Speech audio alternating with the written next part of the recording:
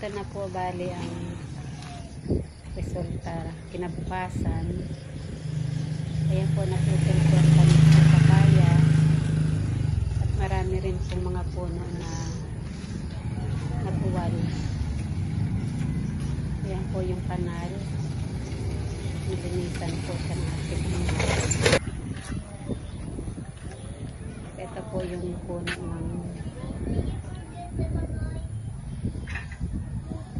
ng kakawati na nabuwal. Yan po yung mga sanga na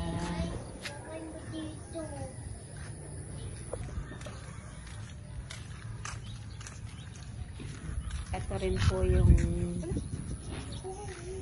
lagayan po ng aming mga metro na kuryente. Ayan po, nadiba din po siya.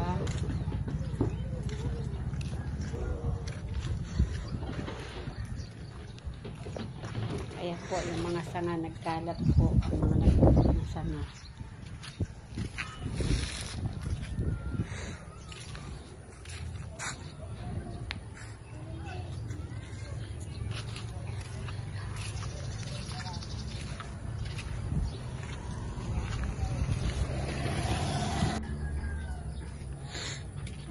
At ito naman po yung sa likod bahay namin.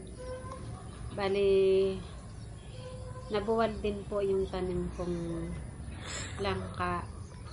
Sobrang tamis pa naman po ng langka na yan.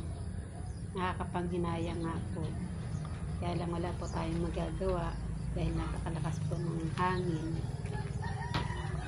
Ayan po yung net namin na pangharang sa init. At ang mga nagtumbahan po mga puno.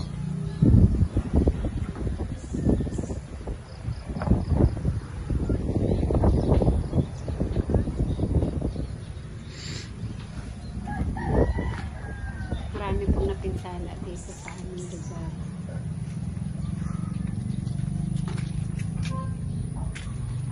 Dali, yung pupo po namin dito sa likod ng bahay, natanggal po yung dingding niya. Ayan po. Bali yung pwesto na yan po ay pwesto po yan ni Auntie Gigi. Natanggal po yung dingding niya. Buti na lang po at hindi inilipad ang bubong ng aming pupo.